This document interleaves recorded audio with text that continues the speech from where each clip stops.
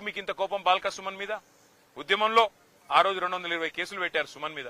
మళ్ళీ చూస్తుంటే ఆ రికార్డు బద్దలు కొట్టాలన్న ప్రయత్నం ఏమైనా చేస్తున్నట్టు కనబడుతున్నది.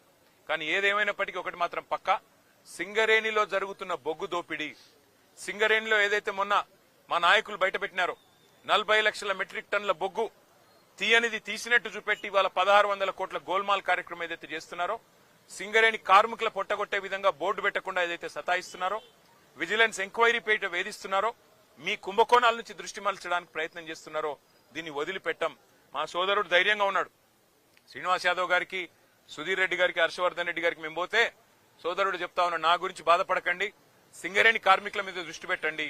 మా వాళ్ళు ఆక్రోశంతో ఉన్నారు మంచిర్యాల జిల్లాలో, మా ఆదిలాబాద్ జిల్లాలో, రామగుండంలో, మీరు దాని మీద దృష్టి పెట్టండి అన్న, వాళ్ళ కోసం కొట్లాడండి, నాకు జైలు కొత్త కాదు అని చెప్పి తమ్ముడు చెప్తా ఉన్నాడు.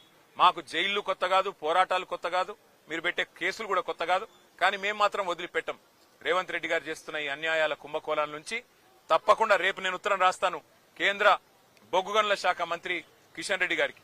సింగరేణిలో ఇవాళ 40 లక్షల మెట్రిక్ టన్నుల బొగ్గును లేనిది ఉన్నట్టుగా చూపెట్టి రికార్డులు ఇస్తుంటే 49% వాటా ఇవాళ కేంద్ర ప్రభుత్వానికి ఉంది. మీరు ఏం చేస్తున్నారు బీజేపీ నాయకులారని నేను అడుగుతా ఉన్నా. అట్లాగే కుంభకోణం జరుగుతుంటే ముఖ్యమంత్రి గమ్మునెందుకున్నాడు, ఆయనకేం అవసరం వచ్చిందని చెప్పి నేను అడుగుతా ఉన్నా.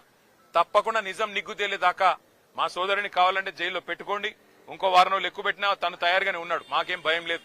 కానీ వదిలిపెట్టం ఈ అక్రమాలు, అన్యాయాలు సింగరేణి కార్మికుల తరఫున తప్పకుండా ఈ ప్రభుత్వాన్ని నిలదీస్తూనే ఉంటామని చెప్పి మీకు తెలియజేస్తూ అందరికీ ధన్యవాదాలు.